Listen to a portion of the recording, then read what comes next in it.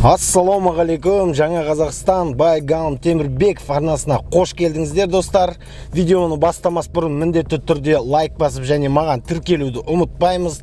Достар, бүгін мен сіздерді видео түсіріп үйретемін. Бізде Қазақстанда қанша мыңдаған, қанша миллиондаған өзіне жұмыс істейтін кәсіпкерлер, предпринимательдер бар, яғни магазин болсын, қай жерде болсын, көбісі суретке, видеоға түсіруді білмейді. Қолдарына ұстап алған iPhone кісілер бар, мысалы iPhone последний поколение, там қанша қазір 30-40 ұстасын мейлі, бірақ суреттерін көрсең, желіден олардың салған суреттерін көрсең, анандай размытый бір, как будто бір Nokia 3210-ға түсірген сияқты да, мысалы.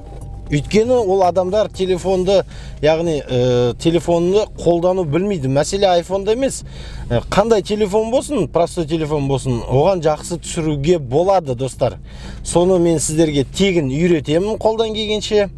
Және қазақты білесіздер ғой, тегін десе ойбай, что-то не то мынау дейді. Ақша десе ойбай, ақша дейді. В общем, ешкімге жақпайсың. Көрем дейтін адамдар көреді деген ойдамын. Неге десеңіз, мысалы, көп деген адамдар бар, видеоға түсіріп берші дейді да, мысалы, маған монтаж жасап берші, ананы бүйтіп берші. Негізі әр адам өз қолынан келеді ол. Аса ойбай дейтін бір қиындығы жоқ, телефонмен жақсы видеолар түсіріп, мысалы, немесе суретке түсіріп, желіге салған болсын, мысалы, той тумалақ болады сіздерде, дұрыс па? Қазақтың тойы бітпейді ғой. Той тумалақ бар, балаң мектепке бару, анау мынау көшеде қыдырып жүрсең де, ол өте керек нәрсе, достар. Бірінші лайфхак сіздерге бастамас бұрын телефонды аламыз былай. Ең бірінші түсірмес бұрын, достар, міне еске сақтап аламыз. Осы видеоға түсірердің алдында мен сіздердің естеріңізге, мен сіздердің түстеріңізге кіргім керек. Міне айтатын ең бірінші лайфхак ол міндетті түрде камераны сүртеміз, достар. Киімнің, мысалы, футболкаң болсын, киімің болсын, мынандай да. Қай жерге болсын, тряпка жоқ дегеннің өзінде, тряпка болса, тряпкамен сүрткен әрине жақсы, болмаса, мына футболкаға аласыз да, камераны бірінші түсірмес бұрын сүртесіз. Сіздер мұны мұқият еске сақталыңыздар. Өйткені мынаны сүрткеннен мүмкін ол камера кір, сол үшін размытый болып дұрыс көрінбейді. Сол үшін бірінші жақсылап сүртіп аламыз оны.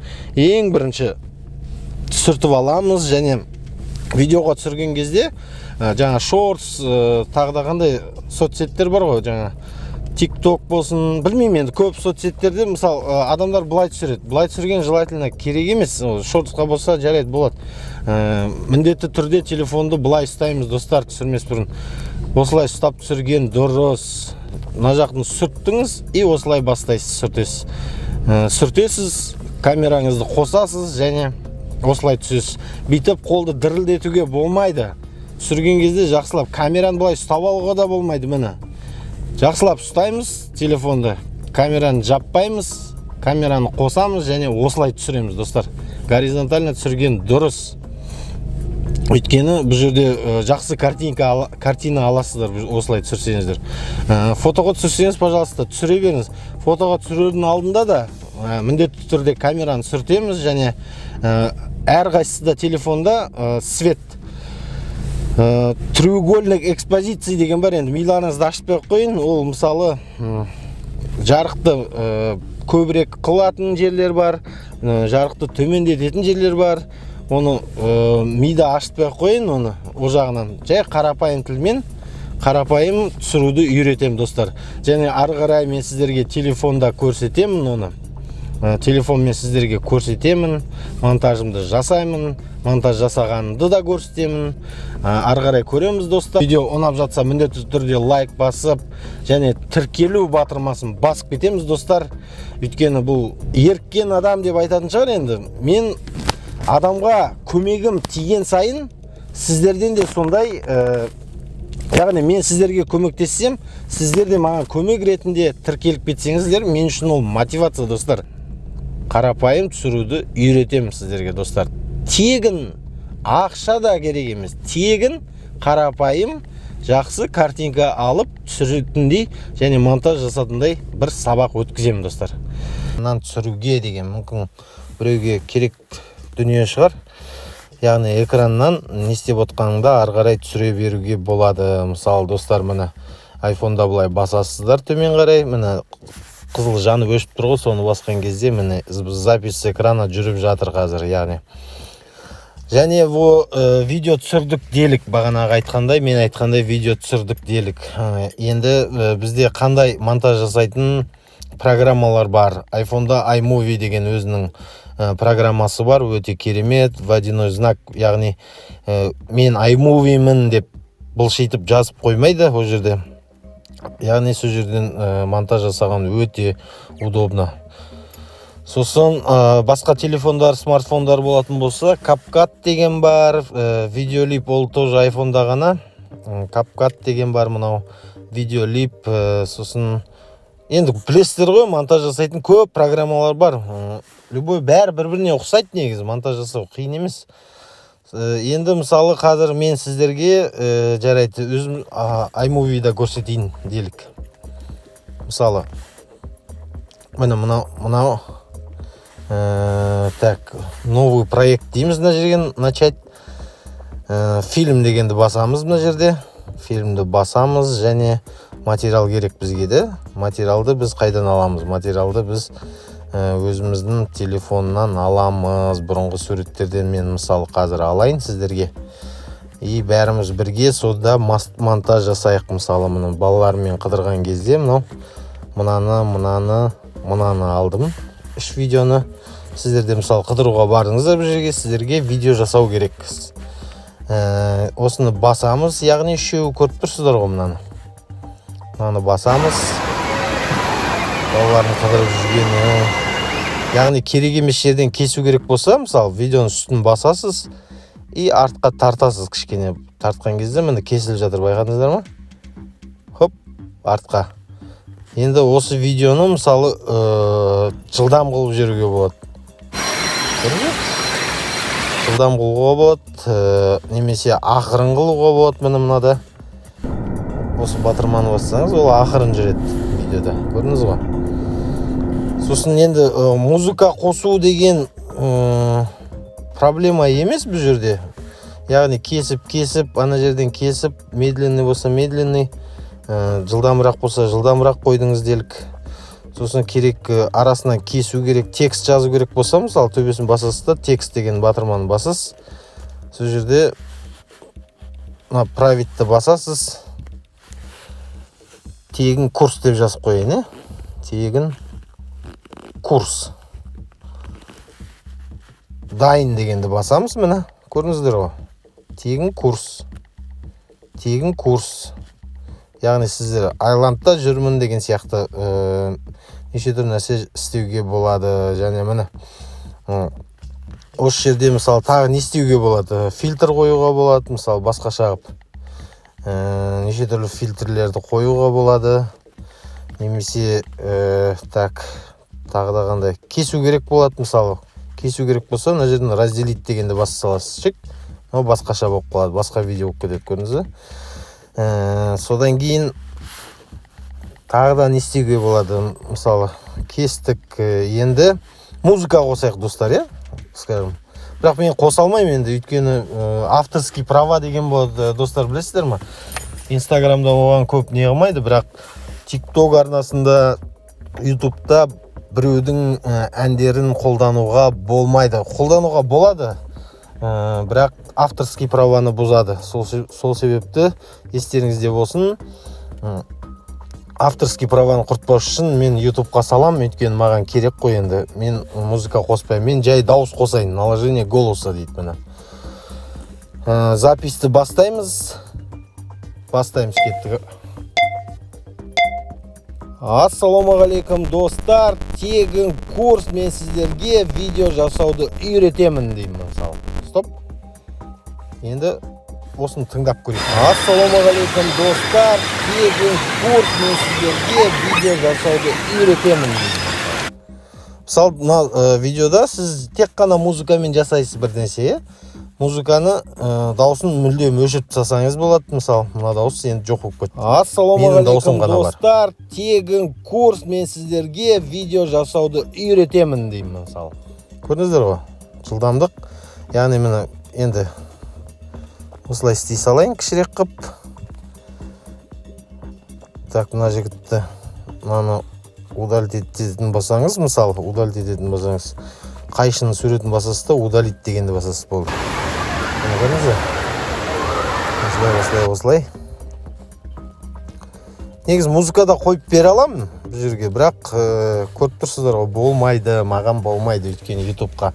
Бірақ музыка қоям десеңіздер, мына жерден басасыздар, аудионы басасыз, моя музыка. Сол жерде өзіңіз жазып алсаңыз, импортированный өлеңдер тұр менде мысалы. Ертең біреудің несін бұзып жүрмейік. Осылай аламыз да плюсикті басамыз. Көрдіңіз ғой? Енді мынау музыкамен болады. Ассалаумағалейкум достар, тегін курс, мен сіздерге видео жасауды үйретемін деймін. Стоп дейміз да, мынаны өшіріп тастаймын, өйткені маған болмайды. Жаңа түсіндірдім деп ойлаймын. Маған болмайды. Енді міне. Ассалаумағалейкум достар, тегін курс, мен сіздерге видео жасауды үйретемін деймін мысалы. Мынаны жылдам қылып қояйық мысалы да. Жылдам қылып қояйық. Хоп. Дауысын өшіріп тастайық. Дауысты басамыз, өшіреміз. Кеттік. Мынада да дауысын өшіріп тастайық. Және бұны жылдамдатайық дейік. Немесе азайтайық. 20 секунд. Ассалаумағалейкум достар, тегін курс, мен сіздерге видео жасауды үйретемін деймін. Осылай істейміз.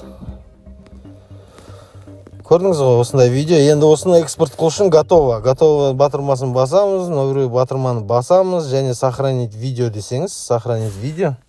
Яғни экспортқа өтеді бұл достар. Шұқылап үйреніп аласыздар, ода тұрған түк жоқ. Біреу басыңыз шау болмайды, дұрыс істемесеңіз. Бір істеп көресіз, екі істеп көресіз, бір-екі рет қателесесіз, бір-екі рет боқтап аласыз телефонды, немесе мені. Содан кейін үйреніп кетесіздер достар. Енді міне мой фильм. Міне осылай видео шықты бізде. Оны мысалы галереяда мен көре алам достар. Міне жаңа қайда соңғы видеолар қайда? Міне соңғы видеода мынау тұр. Ассалаумағалейкум достар, тегін курс, мен сіздерге видео жасауды үйретемін деймін мысалы. Осылай видеоларды бір-біріне қосып, алып, салып. Сосын мына видеолип деген бар достар. Міне мысалы видеолип дегенді көрсетейін сіздерге монтаж жағынан. Яғни видео түсіріп алыңыздар, сосын видеолипке кіресіз, немесе CapCut, бәрінде сондай бірдей негіз. Создать проект. Бұл мысалы видеолип деген бір жақсы. Бұл жерде достар водяной знак болады. Ақша төлесеңіздер водяной знакты алып тастайды, бірақ ол сиқыршы, сіздерге өзі ақ істеп беретін видеоны. Мысалы использовать дейін. Lights, camera, action дейді. Мынаны баса салайық да. Ал кеттік достар. Lights, camera, action. Міне достар, қараймыз қалайшы. Бұл айттым ғой, сиқыршы бұл сізге. Полный редакторды басасыз да мына жерде. Ұнамаса фильтр қосып, яғни ол ақша дейді. Енді тегін варианттарын көрейік енді бұда. Видеолипте мысалы достар. Тегін ақ істейтін нәрселер көп бұл жерде. Мысалы басамыз. Мен сөйлеп отқан бір жерімді алайық. Мысалы мынаны алайық, добавить проект дейік. Көрдіңіздер, мына тиктоктікі екен достар. Тиктоктікі желательно тиктоктікі жарайды. Тұра берсін да осы. Не сұрасаңыз, соның бәріне жауап береді. Алдыңғы видеом бар ғой, GPT чат деген. Вот сол сияқты. Соны қойып отырмын ғой. Енді мына жерде дауысын бұл жерде де мына былай жылжытсаңыздар, достар, көрінеді. Дауысын да өзгерту, скоростын да өзгертуге болады. Жаңағы үйреттім ғой, сол сияқты. Громкостін өшіріп тастаймыз. Сосын айтайын үстіне фильтр басамыз да, мысалы, ұнамаса мынандай қылып қояйық, мысалы, маған ұнап тұр дейін. Сосын так достар, сосын перекрыть. Жаңа видеоның үстіне видео жасаймыз, мысалы. Видеоның үстіне видео жасаймыз, мысалы, да? Перекрыть. Көріп тұрсыздар ғой, хоп. Аны кішірейтуге болады бұлай. Видеоның үстіне видео. Осылай жасаймыз, делік. Достар, мынаны созамыз бұлай. созып әкелеміз. Және көреміз, қараңыздар. Ассалаумағалейкум, Қосшы қаласының тұрғындары мен қонақтары. Көрдіңіздер ме? Сіздерді Төбесінде 3-7 көлік жуу орталығына шақырамыз. Орналасқан жері Қосшы. Өте оңай бұл достар. Сол себептен міне мысалы мына жерден бастап мен ұзақ видео болып кетті. Сол себептен мен кесем. Бізге 20 секунд, 15 секундта жетіп жатыр, дұрыс па, достар? Басамыз. Жаңағының жанына әкелеміз, достар, міне. Чтобы видеомыз ұзақ болмас үшін 9-10 секунд дейге. Мына видеоның төбесін басамыз. 10 секундқа апарамыз бұны да. Міне, достар, осылай. Ассалаумағалейкум, Қосшы қаласының тұрғындары мен қонақтары. Және экспортты басамыз, достар. Экспортты басамыз. Мына жерде качествосын өзгертеміз. 1080 енді телефонға пойдет. 1080 деген 4К дейді ғой, сол сияқты 1080 өзі жарап тұр негізі. Және мынау 30 кадров в секунду деген сөз білесіздер ғой. Кадров в секунду, 30-50 кадр. Яғни бізге 30 жетеді. Негізі 50 көбірек алған сайын памятті көп алады ол. Және міне сохранить получилось. Ассалаумағалейкум, Қосшы қаласының тұрғындары мен қонақтары. Сіздерді 3-7 көлік жустар, сіздерден де обратный связь, яғни күтем. Осын қолдан көрдіңіздер ма? Қалай болып жатыр? Комментарияда бөлсеміз, достар. Көмек керек болса, әрқашан мен сіздерге көмек беруге дайынмын, достар.